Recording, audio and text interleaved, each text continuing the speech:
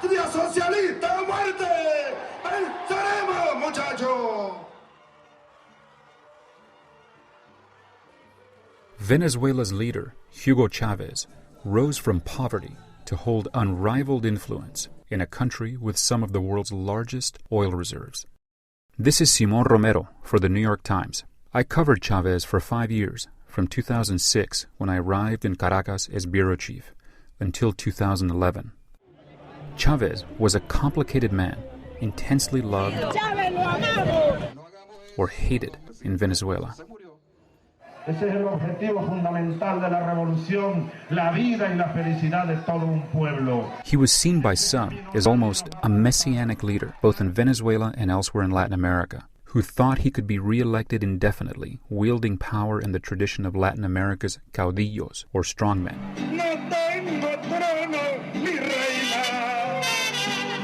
He had a televangelist's gift for oratory.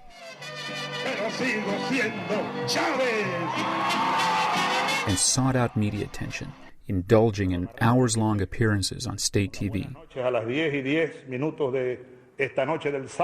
But he was also intensely private. He obsessed with what he thought were plots to oust him.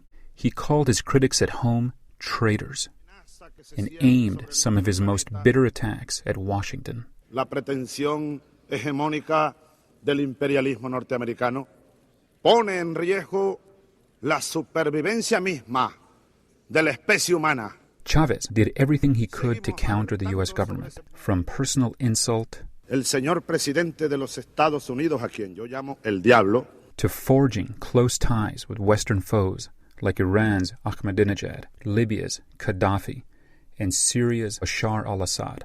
But it was his friendship with Cuba's Fidel Castro that mattered most. Chavez saw in Castro a survivor and mentor, and Castro saw in Chavez a new type of populist leader who could help Cuba. A sort of cross-pollination ensued, Caracas providing Havana with oil, while Cuba sent its human capital to Venezuela, including doctors and military advisors. A former soldier who led Venezuela's failed 1992 military coup. Los objetivos que nos planteamos no fueron logrados en la ciudad capital. Chavez was democratically elected in 1998. Impulsaré las transformaciones democráticas necesarias.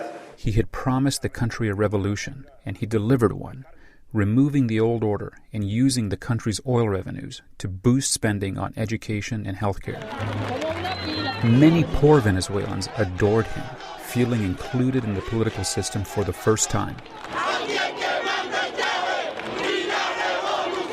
But others saw his government as highly dysfunctional. Caracas, once one of Latin America's most prosperous cities, took on a dystopian feel with one of the highest murder rates in the world. Hospitals lacked basic medical supplies. Food shortages plagued the city. And one luxury skyscraper, the Tower of David, which was built for bankers, has become a home for thousands of squatters. One of the most telling moments in my time covering Chavez was a trip to the Andes with him and the American actor Sean Penn. This man, with a visceral connection to the poor, seemed to bask in the luxury of his presidency as he roamed his spacious Airbus, complete with a private lounge. Confirmaron la existencia de un tumor abscesado.